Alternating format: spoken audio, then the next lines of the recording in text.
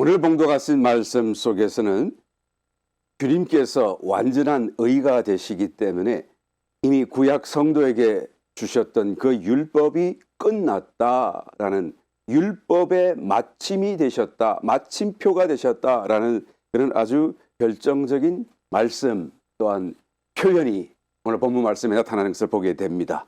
이 말씀이 도대체 어떤 의미와 내용을 지니고 있습니까? 우리 1절부터 다시 한번 들어가 보겠습니다. 형제들아, 내 마음에 원하는 바와 하나님께 구하는 바는 이스라엘을 위함이 곧 저희로 구원을 얻게 함이라. 내가 증거하노니 저희가 하나님께 열심히 있으나 지식을 쫓은 것이 아니라. 그러니까 사도 바울의 아주 고통스러운 깊은 근심, 마음에 또한 염려와 부담이 있다고 그랬는데, 그것이 바로 유대인 동족들의 구원의 문제였던 것이죠. 그러면서 그들이 왜 구원을 받지 못하는지를 이제 설명하면서 열심히 있지만 지식을 쫓지 않았다. 이 지식이라고 하는 것은 자기 지식 또는 세상 지식 이런 의미가 아니라 영적인 지식이고, 지금 로마서에서 다루고 있는 바로 그런 지식이죠. 율법을 준수하여서 과연 의에 이룰 수 있는 것인가, 아니면 믿음으로 난 의로 또한 완전한 의를 이룬다는 것은 무슨 뜻인가, 이런 율법과 믿음, 이런 대치된 그런 어떤 이해 속에서 영적인 진리에 대한 분명한 지식을 말하는 것입니다. 그래서 지금 로마서에 설명하고 있는 그런 영적인 지식을 너희들이 쫓은 것이 아니라 하나님의 의를 모르고 자기 의를 세우려고 힘써 하나님의 의를 복종치 아니하였느니라. 그러니까 모르니까, 진실을 모르고 진리를 모르고 영적인 실체를 깨닫지 못하니까 자기들은 껍데기로만 가지고 문자적인 율법만 가지고 그것을 계속 지킨다고 하면서, 지키지 않는 사람 믿음으로 더 깊은 곳에서 더 완전한 의를 이루는 이런 사람들을 모조리 다 거절하고 자기도 구원받지 못하는 그런 안타까움을 얘기하고 있는 것입니다. 4절, 그리스도는 모든 믿는 자에게 의를 이루기 위하여 율법의 마침이 되시니라. 율법이 이제 끝났다, 마침표, 이런 뜻이죠. 율법의 최종적인 목적은 무엇일까요, 여러분? 하나님 앞에서 심판받을 때에 죄 없다, 죄 없음이라는 선고를 받을 수 있도록 하나님이 미리 주시는 게 바로 율법이에요. 그래서 너희들 한번 보라, 이거 지켜라, 이렇게 하면 살아봐라, 또 이렇게까지 너희들이 참 거룩해져야 한다. 그랬을 때 너희들이 심판받는 그날에 죄 없다라고 하는 선고, 의롭다라고 하는 선고를 받을 수 있을 것이다 라는 것이에요. 그래서 그 율법을 주시면서 율법대로 살아라, 지켜라.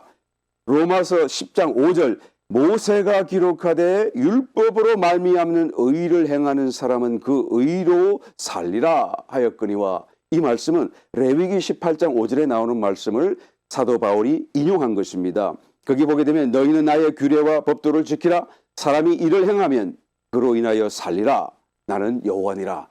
하나님의 말씀이, 율법을 주셨을 때 이것을 너희가 지켜 행하라. 그러면 너희가 이것으로 인하여 살리라 라고 말씀하신 거예요. 그래서 이 구약 백성들이 살기 위해서, 정말 구원받고 천국 가기 위해서 율법을 준수하기 시작했어요. 그래서 의를 얻고 의에 이르기 위해서 율법에 기록된 의를 따라갔는데 그 의가 요구하는 데까지 이르지 못하고 말아요. 그 의가 너무 높지 않습니까? 결국 죄성을 지닌 인간으로서, 죄인으로서 하나님의 규례와 법도인 율법을 완전하게 지킬 수 없다는 사실만 깨닫고 절망하게 되는 것입니다. 자기 자신에게 아주 솔직한, 솔직한 그런 마음을 가진 사람들은, 야, 내가 이걸 다 지켰다고 할지라도 여전히 내 마음속에는 구원에 대한 확신이 없구나, 내 마음속에는 죽은 뒤에 천국으로 올라갈 확신이 없다라는 것을 알게 되는 것이죠. 그리고 정말로 내가 율법을 다 지킬 수 없다는 것을 깨닫게 되는 것이죠. 그런데 예수님이 오셔가지고 이 문자적인 율법, 문자적으로 지키는 그 율법으로 말미암는, 그래서 그 율법이 말하고 있는 그 의보다도 더 높은 완전한 의로서 주님이 오셨지 않습니까? 그래서 그 의 대신 주님을 믿기만 하면 그가 믿는 자에게 신호 들어오시게 되고, 그 믿는 자에게 저는 그 의가 되어지신다라는 것을 이 복음이 우리에게 전해주는 것입니다. 이것은 우리가 이제 예수 믿고 난 뒤부터 우리가 행하는 어떤 착한 일, 어떤 의로운 일을 통하여서 의롭다, 의롭다 이렇게 칭의해 준다는 뜻이 아니라 주님이 우리 속에 들어오셔서 직접 주님께서 우리의 의가 되어 주신다는 말씀이죠. 그러니까 존재적으로 주님께서 우리를 다 온통 감싸는 정말 내부적인 내면적인 변화를 말하는 것이고 존재적인 변화를 말하는 것입니다. 이것이 바로 믿음으로 말미암는 의라는 것이죠. 내가 믿었더니 나는 정말 아무것도 한 것이 없는데 나는 다만 믿었더니 그냥 내 존재가 주님의 의로 충만해져서 이제는 의인이 되어버리는 이 사건이 바로 율법을 몇 가닥 지켜서 칭의 너 참 잘했다라고 하는 그런 말을 듣는 것과는 비교할 수 없는, 그리고는 이것은 끝까지 만약에 9가지는 다 지켰지만 한 가지를 못 지키게 되면 그것 때문에 결국 죄인이고 멸망받을 수밖에 없지 않아요? 그런데 믿음으로 말미암는 의인은 온통 주님의 의로 충만케 되어지고 이제는 그런 행위에 관계없이 더 높은 수준의 의의를 만족케 하는 존재적인 변화를 가져다 준다는 것입니다. 그러므로 율법은 그리스도를 믿는 자에게 사실은 더 이상 소용이 없게 돼버린 거죠. 왜요? 주님이 바로 이제는 그 율법의 그 완성이시고 율법보다 더 완전한 의이시기 때문에요. 그래서 율법에 있는 말씀을 더 이상 지키지 말라는 뜻이 아니라 이제는 믿음으로 말미암는 의를 가진 사람은 그의 삶이 자연스럽게 이 율법에서 말하는 그런 요구, 기준, 의의 수준을 더 뛰어넘는 삶을 살게 되기 때문인 것이다라는 거예요. 그래서 율법의 마침이 되었다 그런 말씀이죠. 모든 규례, 절기, 명령에서 이제는 해방되어졌어요. 정말 자유로운 자가 되었어요. 이것은 지키지 말라는 의미라기보다는 그죠? 그것보다 더 높은 완전한 의의 삶을 살 수 있게 되었다라는 것이죠. 나의 모든 행위가 나의 모든 생각조차도 이제는 이런 것들을 저절로 만족하고 그것이 요구하는 그런 기준 이상으로 이제는 의를 이룰 수 있는 상태가 되어졌다라는 것을 의미하는 것입니다. 정말로 나에게 이것이 어떻게 적용되어지고 체험되어지고 또 나타날 수 있는 것인가? 라고 묻는다고 한다면 우리는 한마디로 대답해야 되겠죠. 믿음으로. 내 자신이 아니고 믿음으로. 내가 어떻게 더 어떤 행위를 통해서 하는 것이 아니고 믿음으로. 오직 믿음으로. 이 말씀의 의미가 무엇입니까? 좀 더 깊이 들여다볼 필요가 있고요. 이것을 위에서 주님께서 그냥 선물을 던져주신 게 아니라는 것을 알아야 되는 것입니다. 주님께서는 이 길을 여시기 위해서 고난을 받으셨고 그 다음에 죽음의 과정을 지나셨고 그리고 부활 성천하시면서 우리에게 이 모든 길을 열어놓으셨다라는 것을 알아야 되는 것이죠. 이 사실을 사도 바울은 6절 이하에서 이렇게 말합니다. 믿음으로 말미암는 의인은 이같이 말하되 내 마음에 누가 하늘에 올라가겠느냐 하지 말라 하니. 그러니까 믿음으로 말미암는 의를 가진 사람이라고 한다면 자신의 마음속에서 누가 하늘에 올라가겠느냐 이런 말을 하지 않는다는 거예요. 누가 하늘에 올라가겠느냐 이 말은 아무도 못 올라가지 않느냐. 그러니까 예수 그리스도라는 사람도 올라갈 수가 없었을 것이다. 이거는 거짓말이다 라는 그런 뜻이 되는 거예요. 그러니까 믿음으로 말미암는 의를 가진 사람은 이런 말을 속으로 할 수가 없고 하지도 않는다라는 것입니다. 올라가겠느냐 하면 그리스도를 모셔내리려는 것이요. 이 말은 올라가셨는데 그 주님의 그 어떤 공적과 그 역사를 무시하는 것이고 잡아당기는 것과 같다라는 의미인 것입니다. 7절 혹 누가 음부에 내려가겠느냐 하지 말라 하니 내려가겠느냐 하면 그리스도를 죽은 자 가운데서 모셔 올리려는 것이라.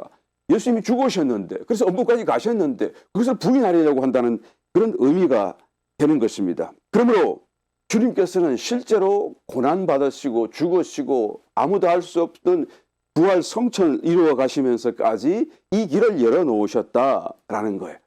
그리고는 그 모든 공로를 우리가 믿기만 하면 누구든지 받을 수 있고 또 그 은혜 속에서 또 그 공로 속에서 우리가 의로운 삶을 살아갈 수 있도록 길을 열어놓으셨다라는 말씀인 것이죠. 그것이 얼마나 쉽게 우리가 취할 수 있는 것인가? 우리 8절 이하의 말씀 또 계속해서 읽어봅니다. 그러면 무엇을 말하느냐? 말씀이 내게 가까워 내 입에 있으며 내 마음에 있다 하였으니 곧 우리가 전파하는 믿음의 말씀이라. 복음의 말씀, 예수님이 십자가에 고난받으시고 부활 성천하시고 누구든지 믿기만 하면 저를 믿기만 하면 영생을 얻고 구원을 얻고 그런 복음의 말씀, 믿음의 말씀이죠. 오직 믿음으로 우리가 이 모든 은혜를 다 받는다는 말씀이에요. 내가 만일 내 입으로 예수를 주로 시인하며 또 하나님께서 그를 죽은 자 가운데서 살리신 것을 내 마음에 믿으면 구원을 얻으리니 사람이 마음으로 믿어 의에 이르고 입으로 시인하여 구원에 이르느니라. 그럼 8절 말씀으로 다시 돌아갑니다. 말씀이 내게 가까워 내 입에 있으며 내 마음에 있다. 이건 정말 하나님께서 이루어 놓으신, 주님께서 이루어 놓으신 그 은혜, 그 공로가 얼마나 우리에게 가까이 있는가, 더 이상 가까울 수가 없을 정도로 이미 가까이에 와 계시다라는 의미죠. 마음의 생각으로 또 입으로 말하기만 하면 되도록 되어 있다라는 거예요. 이 은혜가, 믿음의 이 은혜가, 믿음으로 말미암는 의를 얻는 은혜, 또 의를 따라 사는 은혜, 정말 구약시대 율법을 따라 힘겹게 살아왔지만 결국 의에 이르지 못하고 결국 절망할 수밖에 없고 결국 죄인으로서 두려움과 떨 수밖에 없었던 그런 삶에서 이제는 정말로 그 의에 이르고 의로 온통 다 충만할 수 있는 놀라운 축복과 은혜의 길이 열어졌는데 그 길이라는 것이 너무 가까이 있다 그 말씀이에요. 너무 쉽다 그 말씀이에요. 내 입에 있고 내 마음에 있어요. 내 입으로 말만 하면 되고 내 마음에 생각만 하면 그 은혜가 나에게 지금 체험적으로 다가온다라는 것을 지금 말하고 있는 것입니다.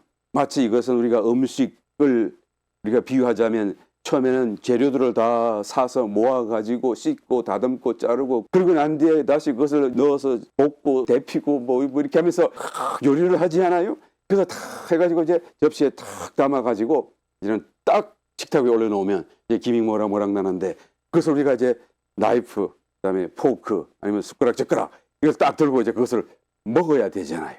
그러니까 주님께서는 이 모든 것을 다 하신 거예요. 예, 음식에 비유해서 죄송합니다만 이건 저의 비유가 아니고 저의 말씀이 아니고 주님이 하시는 비유잖아요. 주님이 자기 자신을 먹어라, 피를 주시면서 마셔라 그러셨던 것처럼 말이에요. 예, 양식이라고 말씀하셨잖아요. 이게 영의 양식으로서 다 이 음식 같이 준비를 하신 거예요. 그리고 식탁 위에 탁 우리가 먹을 수 있도록 그냥 본래 요리되지 않은 것은 먹을 수 없어요. 그런데 그것을 다 씻고 다지고 자르고 해가지고 이제는 딱 차려 놓으신 거예요. 그런데 이 음식이 아무리 완성되었다고 할지라도 먹는 것은 우리가 해야 된다 그 말이에요. 우리가 해야 된다는 것이죠. 이제는 우리가 그냥 손만 들면 젓가락만 들면 그래서 그냥 우리가 입으로 가져가기만 하면 우리가 이 완전한 음식 정말로 모든 것을 함유하고 있는 이 말씀, 이 은혜를 우리가 다 섭취하고 우리의 체험으로 만들어갈 수 있게 되어져 있다라는 거예요. 그것이 무엇입니까? 믿는 것이고 고백, 입으로 말하는 것이고 9절 10절 말씀은 마음으로 믿어 의에 이르고 입으로 시인하여 구원에 이르느니라 라고 말씀하죠. 우리가 주님을 벌써 일전에 마음으로 믿어서 또 입으로 시인하면서 영접했었습니다. 그래서 이미 의 되신 주님이 우리 속에 들어와 계시죠. 그런데 주님은 내 속에 들어오셨지만 내가 주님 안에 들어가는 일이 아직도 남아있어요. 그 의에 내 속에 들어오신 그 의에 내가 이르기 위해서는 다시 믿음을 우리가 사용해야 되는 것입니다. 다시 우리의 입으로 주님을 불러야 된다라는 것을 의미하는 것이죠. 이것은 다만 주문을 외우듯이 외우라는 말이 아닙니다. 주님을 찾는 것이에요. 우리의 마음에 주님을 생각으로 찾고 입술로 부르고 고린도전서 12장 3절 그러므로 내가 너에게 알게 하노니 하나님의 영으로 말하는 자는 누구든지 예수를 저주할 자라 하지 않고 하나님의 영 안에 성령 안에 들어있고 성령의 감동 안에 지금 있다고 한다면 그런 사람이 감히 어떻게 주님을 저주받을 사람이다라고 말을 할 수가 있나요? 그런 생각조차도 할 수 없지요. 또 성령으로 아니하고는 누구든지 예수를 주시라 할 수 없느니라. 그러니까 성령의 감동 속에 있다고 한다면 우리가 주님을 주님이라고 부를 것이고 또 주님을 주님이라고 부르는 그 말이 진정한 영적 그런 의미와 실체를 가지게 될 것입니다. 그런데 영 안에 있지 아니한다고 한다면 그럼에도 불구하고 예수님이 나의 주님이다라고 말을 한다고 한다면 그러면 그것은 실체가 없는 말, 요즘 말로 영혼 없이 하는 말, 그런 말이 되고 마는 거예요.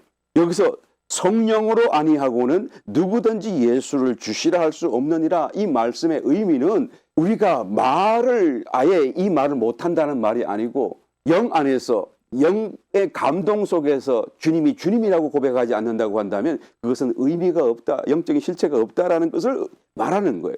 제가 독일에서 중학교를 다닐 때 프랑크푸르트 역전에 친구와 함께 한 번씩 전도하러 나갔을 적이 있었어요. 거기 전도하러 가보게 되면 막 그냥 술이 이렇게 늘 취해가지고 알코올 중독자들 이렇게 있잖아요. 그런 사람에게 다가가서 또 전도하는 거예요. 예수 믿으시라고. 그런데 가서 이렇게 말을 하다가 보면 예수님 믿습니까? 그러면 예. 그럼 한번 말해보세요. 예수님은 나의 구세주입니다. 라고 한번 말을 해보세요. 그렇게 하면 그냥 Jesus is my savior. 말을 해요. 전혀 그럴 것 같지 않고 전혀 아닌 것 같은데도 그냥 건들건들하면서 얼굴을 벌써 좀 이렇게 막 불그름하게 취해 있고 입에서 술 냄새가 풀풀풀 나는데 그래도 따라하세요. 그러면 따라도 하고 예수님이 당신의 구세주이 맞습니까? 하면 예. 그러고 말해보세요. 주님이 나의 구세주입니다. 따라 말하고 말을 다 하는 것입니다. 여러분 이게 정말로 자기들이 예수님의 제자요 또 주님이 자기들의 주님이기 때문에 그렇게 말하는 것입니까? 절대로 그렇지 않죠. 지금 술에 취해 있고 해롱해롱 하는데 그냥 하는 거예요. 그냥 말. 그런 사람들도 말을 할 수가 있어요. 성령이 아니라도 얼마든지 예수님이 나의 주님이다라는 말을 할 수 있다라는 것이죠. 그러나 이 말만 했다고 해서 결코 여러분 그 말에 실체가 있다라는 것은 우리가 말할 수가 없는 거예요. 실제로는 그런 상태에 있는 사람이 하는 말이라고 하는 것은 의미가 없어요. 그 사람 자신도 아마 그냥 돌아서면 잊어버릴 그런 말들 아니겠습니까? 그러나 여러분 여기서 말씀하듯이 성령으로 아니하고는 누구든지 예수를 주시라 할 수 없느니라. 우리는 성령 안에서 예수님이 나의 주님이라고 말할 수가 있지 않아요. 우리는 영 안에서 이런 감각 속에서 말할 수가 있지 않아요. 이 말을 하라는 것입니다. 다시 말하면 우리가 영 안에서 주님이라고 부른다고 한다면 반대로 그렇죠? 성령으로 아니하고는 누구든지 예수를 주라고 할 수 없다고 한 이 말씀에 반대로 그냥 내가 주님, 영 안에서 주님, 영적인 감동 속에서 주님이라고 말을 한다고 한다면 내가 주님 안으로 가는 것이고 성령 안에서 주님과 교통하는 것이고 이것은 바로 이 말을 입으로 하는 것 자체가 성령과의 교제 안으로 들어가는 방법이 된다라는 것을 또한 의미해 주고 있는 것입니다. 여러분 주님을 부르는 것에 이 문제가 정말 영적으로 깊은 의미를 가지고 있다는 것을 알아야 돼요. 우리가 알고 있는 그런 단순한 그런 정도가 아닌 것을 알아야 되는 것이죠. 왜 그렇습니까? 주님을 우리가 입으로 부른다는 것은 우리가 구원에 이르도록 만들어주기 때문에 그래요. 이것은 영접 기도의 수준이 아닙니다. 영접 기도할 때도 물론 말해야 되겠지만 영접한 이후에도 계속해서 우리가 우리 입술로 주님을 부르는 마음으로 믿고 또한 부르는 이 어떤 하나의 사건이 우리로 하여금 점점 더 구원의 완성으로 가게 하는 하나의 주님의 길이고 축복이 된다라는 것을 성경이 지금 말해주고 있는 것입니다. 구원의 그 어떤 범주라는 것을 우리가 다시 한 번 더 이해해 볼 필요가 있죠. 보통 일반적으로 구원 그러면 예수 믿고 영생을 받는 것까지만 구원이라고 생각합니다. 죽은 뒤에 천국 가는 것이 또한 구원이라고 생각하겠죠. 그러나 성경이 말하는 구원이라고 하는 것은 예수 믿고 영생 얻고 이제는 모든 그 약속 안에서 살 수 있을 뿐만 아니라 이제는 세상의 유혹으로부터도 구원을 받고 세속적인 그런 삶을 살지 않도록 우리로 하여금 거기서 불러내시는 그런 하나님의 구원을 또한 얻기도 하고 교회라는 의미가 그거잖아요. 헤라우스 게르픈 다시 말하면 거기서부터 우리를 불러내셨다라는 의미가 바로 교회라는 단어의 의미 아닙니까? 에클레시아. 그 세상의 유혹을 불러내는 것도 구원이고 이제는 죄의 종살이 하는 것에서부터도 우리를 구원하시는 것도 구원이잖아요. 그러니까 구원이 그냥 영생만 얻고 이제는 천국 가게 된 것만 구원이 아니라 그 이후로도 계속하여 더 우리의 존재적으로 모든 환경적으로 모든 면에 있어서 우리로 하여금 이제는 점점 거룩하게 만들어가는 성결하게 만들어가는 것이죠. 이것이 결국 끝에 가게 되면 무엇이 되나요? 하나님처럼 되는 거예요. 다른 말로 바꾸게 되면 하나님의 성품 안에 참여하는 자, 하나님과 연결되고 하나 되는 자, 하나님과 연합을 이루는 이것이 바로 성경이 말하는 구원이고 구원의 완성이다라고 말할 수가 있는 것입니다.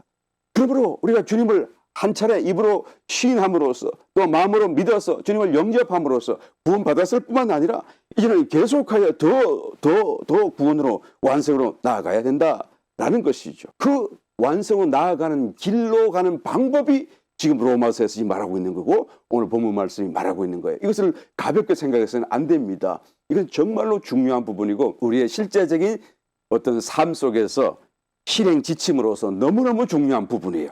그러니까 뭐 어떻게 하라고요? 마음으로 믿고 마음으로 주님을 생각하고 그 다음에 입으로 시인하고 입으로 주님을 부르는 것이다.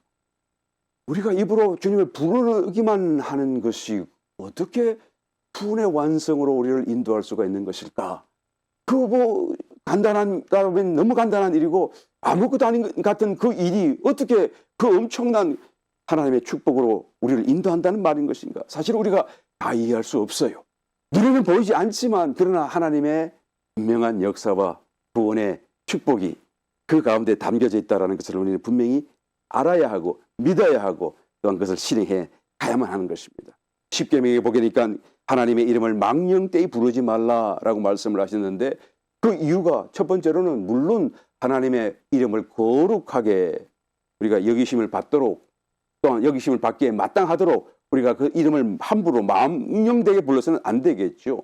망령된다는 그 말은 in vain, 그러니까 그냥 헛되이 부르는 거예요. 그냥 뭐 생각 없이 그냥 oh my God 이런 식으로 말해요. 뭐 딴짓 하면서도 뭐 Jesus 막 이런 식으로 그죠? 이런 거는 정말 망령되이 뜻없이 부르는 거잖아요. 오늘 왜 거기서 부릅니까? 정말 지저스라고 불렀다고 한다면 주님이 여자에 오시기를 간구하는 마음으로 주님을 집중하는 마음으로 불렀어야 되죠. 그렇게 하지 말라는 말씀인 것입니다. 왜 그렇게 하지 말라고 하는 것입니까? 그 이름이 너무나 고귀하고 거룩하신데 그 이름을 뜻없이 의미 없이 불러서는 안 된다라는 그런 의미인 것이죠. 또 반대로 생각해 보게 되면 그 이름을 불렀을 때에는 우리에게는 보이지 않을지라도 반드시 무언가가 발생되기 때문이다라는 것이에요. 만약에 우리가 지저스라고 불렀는데 그런데 내가 아무 뜻없이 불렀기 때문에 아무 일도 없고 아무 어떤 결과가 없다고 한다면 그러면 뜻을 갖고 부르든 뜻 없이 부르든 그게 의미가 있나요? 그렇지 않겠죠. 뜻 없이 불렀지만 나는 망령되이 불렀다고 할지라도 불려지신 그 이름 또 그 부르심 때문에 무언가가 있는 거예요. 영적인 세계 속에서 실제 속에서요. 그래서 반드시 그 이름을 부르는 데는 무언가가 발생하게 되어 있기 때문에 망령되이 불러서는 안 된다라고 말하는 거예요. 우리가 다 이해할 수 없고 다 우리가 그것을 증명해낼 수는 없을지라도 주님의 이름을 부르는 데는 이름 그 자체가 주님의 존재이시기 때문에 분명히 우리가 거룩히 여기시고 또한 망령되이 이름을 불러서는 안 된다라고 말씀하는 것입니다. 우리가 기도할 때 주여 주여 주여 삼창하고 기도 우리가 순복음교회에서 많이 하는데요. 이제는 뭐 순복음교회뿐만 아니죠. 뭐 장로교회에서도 그렇다고 보니까. 그런데 이것이 참 잘하는 것입니다. 기도를 못하던 사람도 막 주여라고 크게 부르고 난 뒤에 기도를 시작하게 되면 이제 막 기도가 되기 시작하는 것을 여러 번 우리가 보게 되지 않아요. 그러니까 우리는 알지 못하지만 여하튼 주님을 불렀더니 막혀있던 것, 뭔가 가로막히고 누르고 있던 것이 막 터져가면서 기도가 나오고 이제 기도할 수 있게 되었더라라는 이야기를 많이 듣지 않습니까? 그런 어떤 영적인 실제 속에서 주의 이름을 부른다는 것은 주님을 부른다고 하는 것은 무언가가 역사하는 거예요. 무언가가 발생하는 것입니다.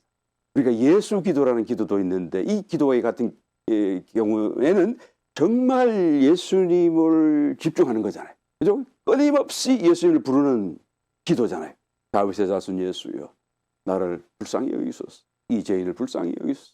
또 다윗의 자손 예수여 예수님을 이름을 부르고 예수님을 부르는 이 기도가 끊임없이 부르는 거예요. 그런데 그냥 뜻없이 부르는 것이 아니라 집중하면서 주님을 또한 생각하면서 부르는 것이기 때문에 지금 이와 같은 지금 로마서에서 말하는 마음으로 믿어 입으로 시인하고 말하는 주님의 이름을 부르는 이 일에 있어서 아주 매우 집중하는 것이다라고 우리가 말할 수가 있겠죠. 예수님을 부르는 그 순간 내 마음의 생각 그 모든 초점이 다 예수께로 집중되게 되지 않아요. 그리고는 주님이 여기 계시다는 것을 믿음으로 받아들이고 마음을 열게 되지 않아요.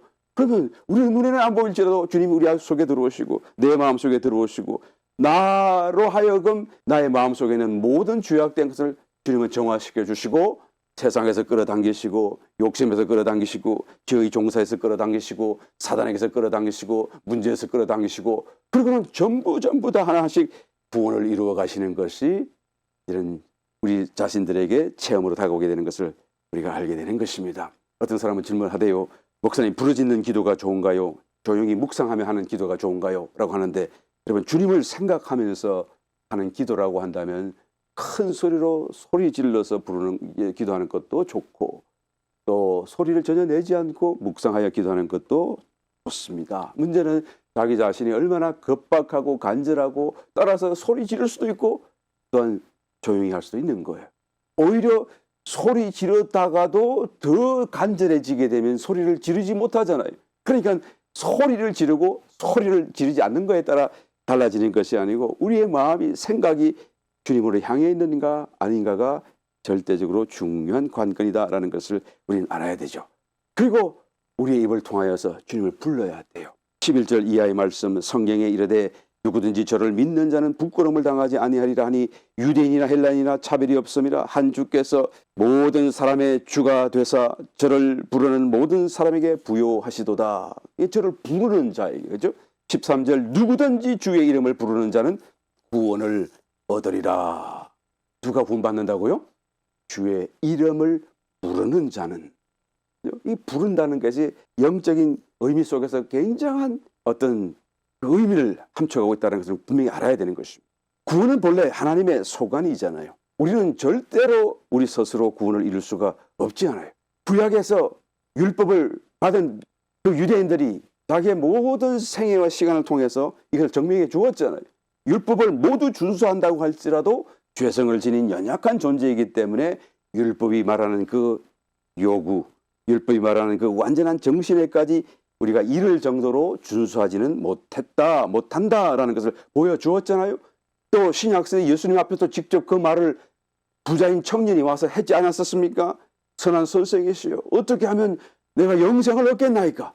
이 부자 청년은 아주 어려서부터 그 율법을 다 행하며 지켜왔는데 그럼에도 불구하고 자기 마음속에 영생을 얻지 못했다라고 하는 마음의 느낌을 갖고 있는 거예요. 이 모든 율법을 다 그대로 문자적으로 준수한다고 할지라도 여전히 영생을 얻지 못하는 것입니다. 마태복음 19장 26절 예수께서 저희를 보시며 가라사대 사람으로는 할 수 없어되 하나님으로서는 다 할 수 있느니라. 여러분 이 말씀 잘 아시죠? 이 부자 청년이 이는 오직 부족한 한 가지, 네 가진 재산을 다 가난한 자에게 팔아서 나누어주고 너는 나를 따르라 그랬는데 이 나를 따르라 한 그걸 못하는 거예요. 그랬더니 부자가 천국에 이르기는 낙타가 바늘기 들어가는 것보다 더 어렵다라고 말씀하니까 저 사람은 부자임데다가 어려서부터 율법을 다 행하며 지켰는데 저 사람이 못 들어간다고 한다면 그러면 누가 구원받겠습니까? 하고 놀라서 제자들이 질문하니까 예수님이 말씀하잖아요. 사람은 할 수 없다.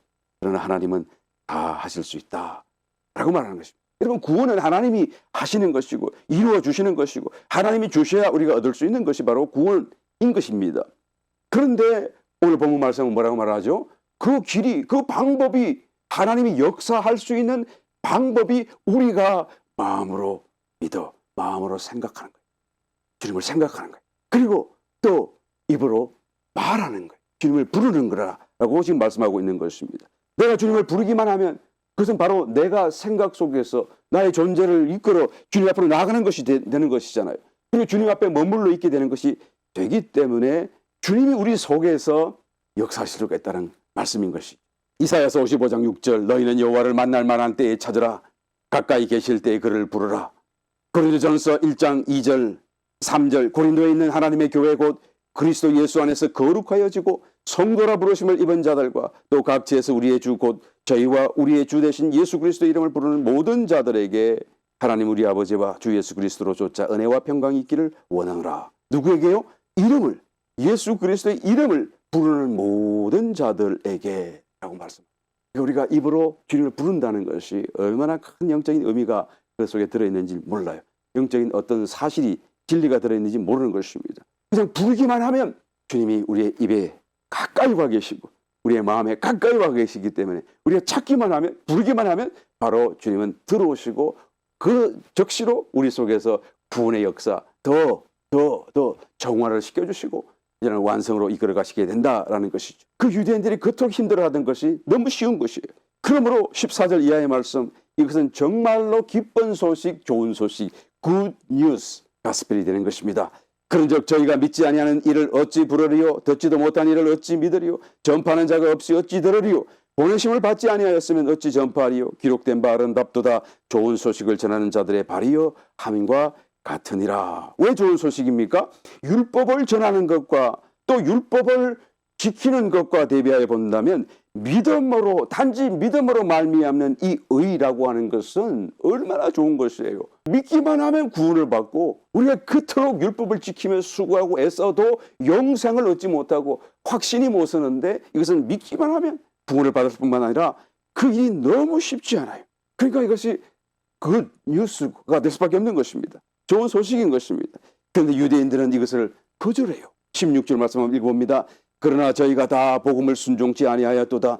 이사야가 가로되 주여 우리의 전하는 바를 누가 믿었나이까 하였으니 그러므로 믿음은 들음에서 나며 들음은 그리스도의 말씀으로 말미암았느니라. 저들이 거절했어요. 믿어야 주님이 들어오시는데 믿질 않아요. 근데 믿음이라는 것은 들음에서 나고 들어야 믿음이 생겨나고, 근데 아무나 들으면 됩니까? 그게 아니라 그리스도의 말씀을 들을 때에 믿음이 생겨난다는 것이죠. 왜 그렇습니까? 말씀이신 그리스도가 이제는 마음을 열고 믿음으로 듣는 사람에게 들어가셔서 믿음을 주실 수가 있기 때문인 것이죠. 로마서 1장 17절에도 그런 말씀이 있었습니다. 복음에는 하나님의 의가 나타나서 믿음으로 믿음에 이르게 하나니 기록된 바 오직 의인은 믿음으로 말미암아 살리라 함과 같으니라. 복음에는 이 말씀, 이 진리, 영적인 진리, 우리가 전하는 그 진리 속에는 하나님의 의가 나타나서, 하나님의 의가 뭐죠? 곧 예수님이에요. 그냥 살아계신 예수님이에요. 그 예수님이 복음 속에 계시는데 믿음으로 우리가 우리의 생각으로 우리의 마음을 열고 오픈하는 것을 믿음으로라는 말씀으로 우리가 이해하면 됩니다. 그 다음에 우리가 마음을 열고 믿으면 어떻게 됩니까? 믿음에 이르게 되는 거예요.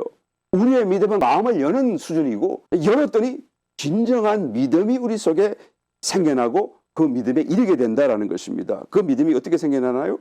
우리가 마음을 열었더니 하나님의 의이신, 말씀이신, 듣고 또한 우리 속에 들어오신 그 그리스도께서 우리에게 믿음을 주시고 우리의 믿음이 되어 주시기 때문에 우리가 믿음으로 믿음에 이르게 되는 것입니다. 그런데 유대인들은 복음을 듣기는 들었지만 마음을 열지 않았어요. 순종하지도 않았어요. 복음을 들었는데 왜 그러면 이렇게 구원을 못 받습니까? 왜 복음을 들었는데 믿음이 생겨나지 않는 것입니까? 그것은 바로 저희들이 들었었어도 마음을 열지 않았기 때문에 그런 거예요. 그 말씀을 18절에서 설명하고 있습니다. 그러나 내가 말하노니 저희가 듣지 아니하였느뇨. 그렇지 아니하다. 들었다 그 말씀이. 그 소리가 온 땅에 퍼졌고 그 말씀이 땅끝까지 이르렀도다 하였느니라. 들었는데 심지어는 그 의미까지도 이해를 하고 있었습니다. 19절. 그러나 내가 말하노니 이스라엘이 알지 못하였느뇨. 그 말을 듣고 이해도 했다 그 말이에요. 그럼에도 불구하고 영접하지 않았어요. 순종하지 않았습니다. 마음을 열지 않았었어요. 먼저 모세가 이르되 내가 백성 아닌 자로서 너희를 시기나게 하며 미련한 백성으로서 너희를 노엽게 하리라 하였고, 또한 이사야가 매우 담대하여 이르되 내가 구하지 아니한 자들에게 찾은바되고 내게 무리하지 아니한 자들에게 나타났노라 하였고. 그래서 하나님께서는 자기의 백성인 이스라엘을 떠나서 자기를 찾지도 않고 믿지도 않는 이방인들에게 나타나시고 구원을 베푸시고, 그래서 자기 백성들이 그것을 보고 시기나게 만드셨다라는 말씀이에요. 지금까지의 로마서의 말씀, 사도 바울이 그렇게 열정적으로 자기의 동족들의 구원을 위해서 말씀해 주신 그 말씀들을 다 율법과 그다음에 믿음으로 난 의, 그다음에 율법을 지키는 불완전한 의, 이런 것을 비교했을 때, 그래서 어떻게 구원의 길이 있는가, 어떻게 구원을 받는 것인가라는 것을 우리 문맥을 따라 다 종합해 보게 되면 이 유대인들이 왜 복음을 받아들이지 않습니까? 자기들 율법을 지킴으로써 얻는 그 의를 고집하느라고, 이 의가 완전하지 않을지라도 이방인들과는 비교할 수 없다라는 그런 어떤 자만심, 엉뚱한 생각 때문에 오히려 믿음으로 말미암는 그 의를 배척했다라는 거예요. 역설적이게도 믿음으로 얻는 의가 너무 쉽게 얻어지는 그런 것이기 때문에 오히려 더 배척당한 것은 아닌가 생각해 볼 수밖에 없습니다. 제가 미국에 참 건너와서 히브리 대학에 잠깐 배울 것이 공부할 것이 있어서 한번 수강을 한 적이 있었는데 그때 다니던 그 히브리 대학의 학장 되신 분이 저에게 그런 질문을 하더라고요. 제가 기독교 목사인 것을 아니까 자기가 찾아와서 나한테 그런 얘기를 하더라고요. 우리는 하나님을 섬기기 위해서 이렇게 많은 것을 지키며 산다. 이것은 해야 되고 이것 하지 말아야 되고 그래서 매일매일 해야 될 일이 있고 또한 절기를 따라서 해야 될 일을 다 정해놓고 우리가 이렇게 살며 그래서 열심히 하나님을 섬기며 사는데 당신네들은 기독교인들은 똑같은 우리 하나님을 믿는다고 하면서 당신들은 뭐를 지키느냐? 하나님을 위해서 뭘 하느냐? 라고 다구치지 막 묻더라고요.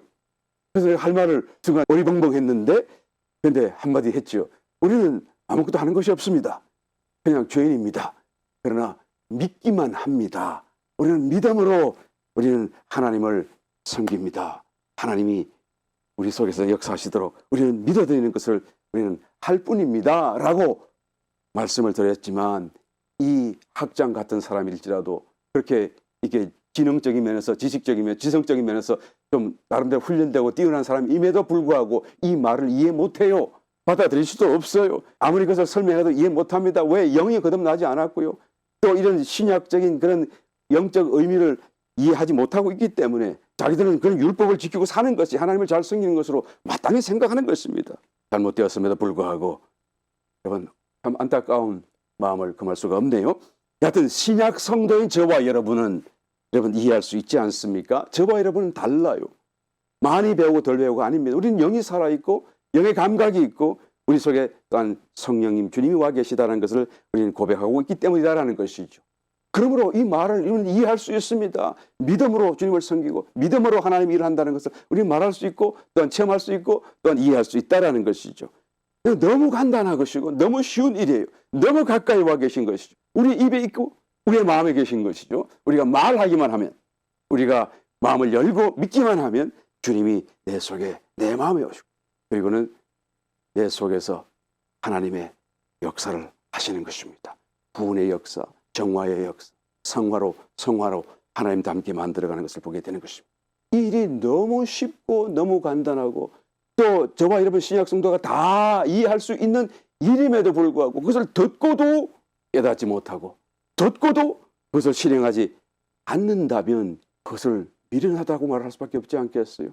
그러면 마태복음 25장에 나오는 슬기로운 처녀와 미련한 처녀가 바로 이 가는 줄에 따라서 이 사람은 슬기롭고 이 사람은 미련하다라고 말할 수밖에 없는 것입니다. 저와 여러분들은 슬기로운 처녀들이 다 되셔서 이 참으로 간단하고 쉽고 주님이 고난받으시고 부활 성취하시면서까지 열어놓으신 이 놀라운 은혜의 길을 여러분 놓치지 말고 매일같이 삶 속에서 주님을 생각하고 또한 말로 고백하고 주님을 가까이 하심으로써 내가 구원을 이루는 것이 아니라 주님이 나를 구원하실 수 있도록 여러분 놀라운 주의 은혜를 체험할 수 있는 저와 여러분 다 되시기를 예수님 이름으로 다시 한번 축원합니다.